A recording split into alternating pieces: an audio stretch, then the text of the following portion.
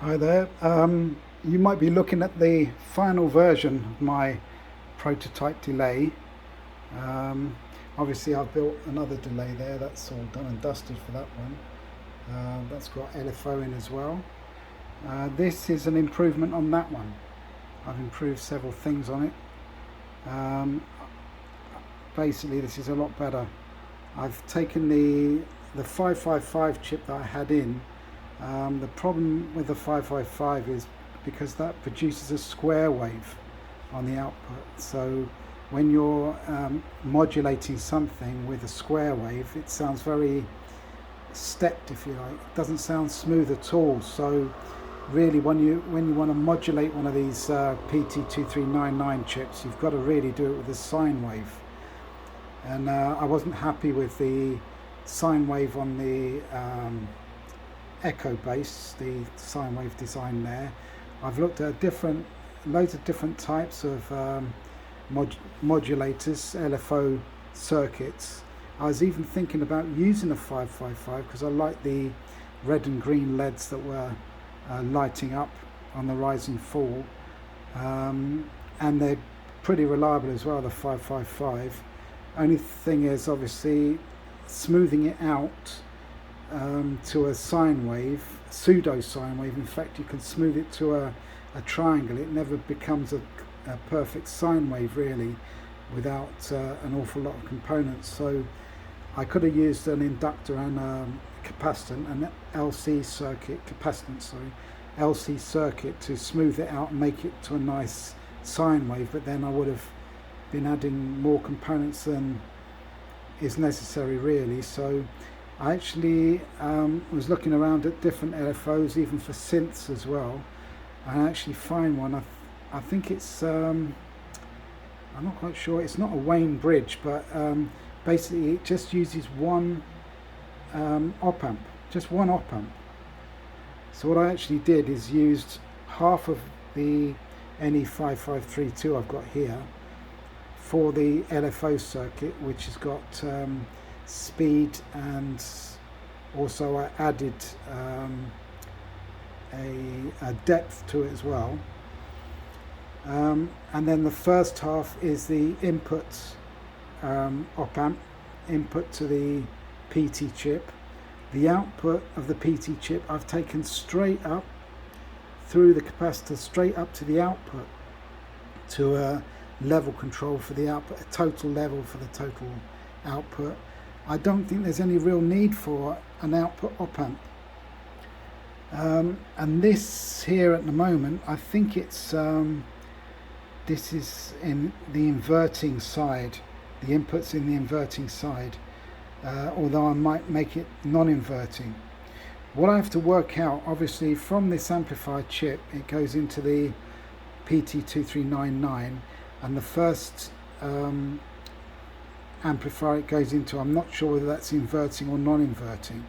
Then it passes through another op amp on the output. I'm not sure whether that's inverting or non-inverting. So see what I mean? If you start off with an inverting, then go to a non-inverting, then go to an inverting again, the signal at the other end is going to be inverted, out of phase.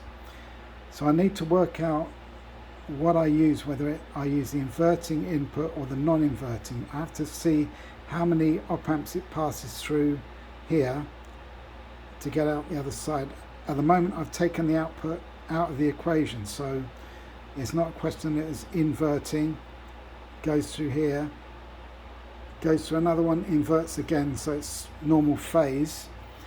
So I need to check that out, because I don't want an out of phase signal, because that might cause trouble with other things, you know. The other thing is, obviously, because I've taken the output directly from this PT2399 chip, I've also used 1 meg to ground, and I've used the proper capacitors and everything, so it's not slapdash, it's not straight to the output. I've put a level control on there, I've put everything in there, capacitors in there, and it's fine. I was picking up a lot of radio noise before I put all these things in, so it's now looking pretty good. So I just switch it on, 20 milliamps.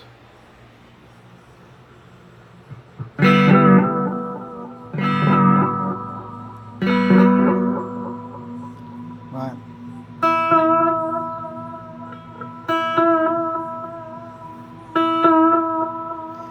As you can hear, it's got modulation on it. So if I alter the depth here, it gets even worse. But it's a smooth worse. You can alter the speed as well. Turn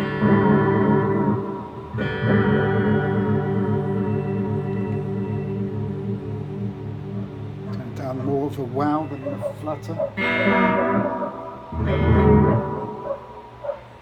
What I'm going to do with this as well, I'm going to put not necessarily the depth pot on, I'm just going to put the speed pot on so the speed can be altered. I might put the depth pot on as well, but I want to try and put it in one of these small cases again, because I haven't got any large cases at the moment, and I think it's nice in the small case. So so there's one pot, 2 pots, 3 pots is the delay, 4 pots feedback, 5 pots is the overall level control. I think that's important because I don't know at this stage whether I'm going to get unity gain when I click the true bypass switch in. If I don't get unity gain, I might alter the gain on the input op amp part here, reduce the gain so that I do get unity gain. There's a lot of things to think about because I haven't put a bypass switch on this yet, so I don't know. I might do that actually. I might put a bypass switch on there and see if I'm getting unity gain through the system, because obviously you don't want to be playing the guitar, engage the pedal, then all of a sudden you get a massive boost in volume. So I want to make sure it's unity gain and obviously true bypass. I'm not using any FETs at this stage to switch the output through or switch it in. What I'm going to do next is this logic chip here. I haven't successfully managed to use it, but I've got a couple of things I need to do on this. There's one thing I can change here to make it go nuts, like it's chewed the tape. I want to have that on some sort of switch so that that can be switched in. The other thing is the filtering capacitors here. I want to change the value of one of these capacitors on a switch as well, because I've got it at the moment. If I remove one of these capacitors here, it sounds quite bright, and not too bright, but quite bright, like a newly serviced Space Echo. If I add the cap in, it sounds like it's, you know, the tape's quite old. Also, I'm going to have this modulation control on the switch as well, because some people wouldn't want modulation on all the time. So I'm going to take that out of the circuit as well. I've worked out how to do that without mucking things up. So yeah, this is really pared down quite nicely.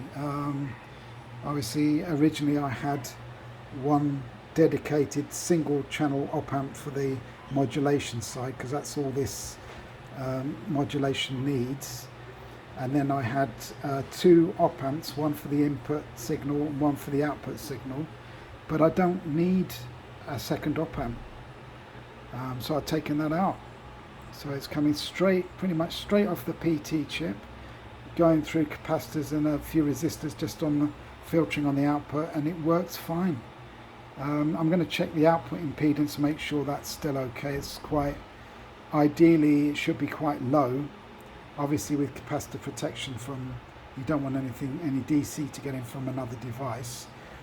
The inputs, I don't know whether that's as high as it used to be, because I was using TLO72 for a while, but I don't think they work too well for the modulation circuit, so I've had to go back to the NE5534, which is a 2-channel, I think it's a 5/4, NE5532 or 34, I'm not sure which one it is, but anyway, so this is working fine. It's 20 milliamps, which is pretty good. It will work on battery power. Obviously this area here is the power supply. I was using one of the very small 5-volt regulators, but it kept overheating. It wasn't really, it was struggling for some reason. I don't know why. It seems to have worked on this PT chip before. Okay, maybe I put a faulty one in, but that at the moment is the full size 5-volt regulator. And so obviously I've got 9 volts coming in, going to 5 volts, and then I've got a bias voltage here as well, which I'm using to center this input op amp. I'm using to center it. So I've got a 4.5 volt center line, and the AC is going round the 4.5. So it can go up to plus 4.5 and down to minus 4.5. So I'm not using dual rail power supply here. So yeah, this is working out pretty well. I've just got to work out what the input impedance of the circuit is, because obviously it's better to be on the high side. So yeah, here we go. Time, that's the maximum. If I turn it down to the minimum now,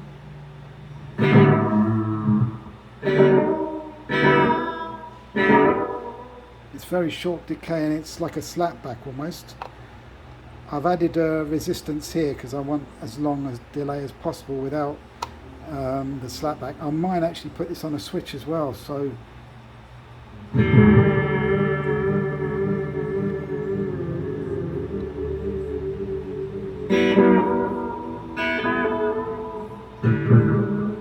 right, now if I remove one of these capacitors here, now listen to the sound.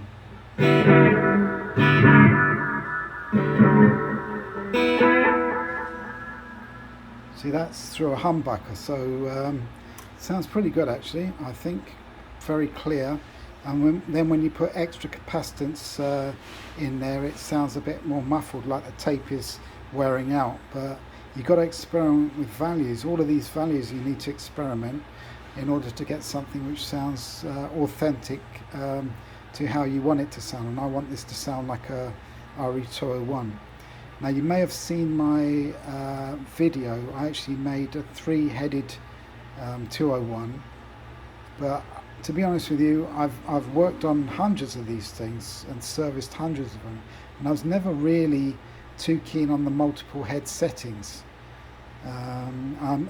Just like I'm not really keen on ping pong delays. I prefer simple single delays, so I'm not going to put that in a box. I've decided to do a Mark II version of this. It's got a different modulation system, this has. It's got a slightly smaller component count, and there's going to be more external control. I'm going to put at least probably 2 switches extra on this. I haven't got a mix pot anymore. I've got an overall level control. I might make that into a mix, I'm not sure, but I think it's important to have a level pot on these things, just in case you want to reduce the volume. So I'm going to leave that as a level pot, not a mix pot. And by using different values from the input op amp to the output stage, I've balanced the dry sound with the effects sound quite well, I think. So they're about 50-50, which should be good. But I might actually even so have an extra output just for the affected output, or even have another switch in there to just get the affected output, because I think that could be a good thing to do that. So no dry, just affected output, and I can do that quite easily. So there may well be 3 switches on this thing, as well as 3 pots. But we'll wait and see. I'm going to put this in the box anyway and see how it goes. Anyway, thanks for watching. I hope you've learnt a bit. This logic chip here, it's not going to beat me. I would really, instead of putting toggle switch there, I would really like to make it all logic. So it's a push button. You just momentary push button. You just press the button, and then a little LED comes up, and it goes into a certain mode, latches into a mode. And I like to do it with this chip, but I've played about with these chips, and for some reason it's just not working for me at the moment. I haven't got many logic chips, but I'm not going to give up. I'm not going to let it beat me. I've got a space on the breadboard here for that chip there and that project there. So what I'd ideally like to have is this sort of pedal. This is not a finished project. I just wrote on it in black marker, but it wouldn't look like that. If I was to sell these, I wouldn't sell them like that. What I hope to have is one like this with a true bypass, TBP, and 3 switches in a line, either toggle switches if I can't make the logic work, or push button switches if I can make the logic work. And maybe in the future, instead of having a latching switch here, I will have a momentary foot switch and put that through logic as well. But I just need to get this logic side sorted out, and anyway, I'm pretty happy with the sound of this, so yeah, it's great. Thank you very much for watching. Any comments, please, or any advice? Because even though I'm an engineer of quite a lot of experience, I've worked on digital equipment as well as analog. I'm not an expert. I'm not a boffin by any means. I'm a service engineer, senior service engineer. I'm not a boffin. I'm not one of these people who know everything. I know bits of a lot of things. I know a bit about programming, a bit about Arduino, VSTs. I know a bit about everything. I'm a jack of all trades but master of none. So if anyone's got any advice for me, I will take it. No problem. Thanks very much for watching anyway. Thank you.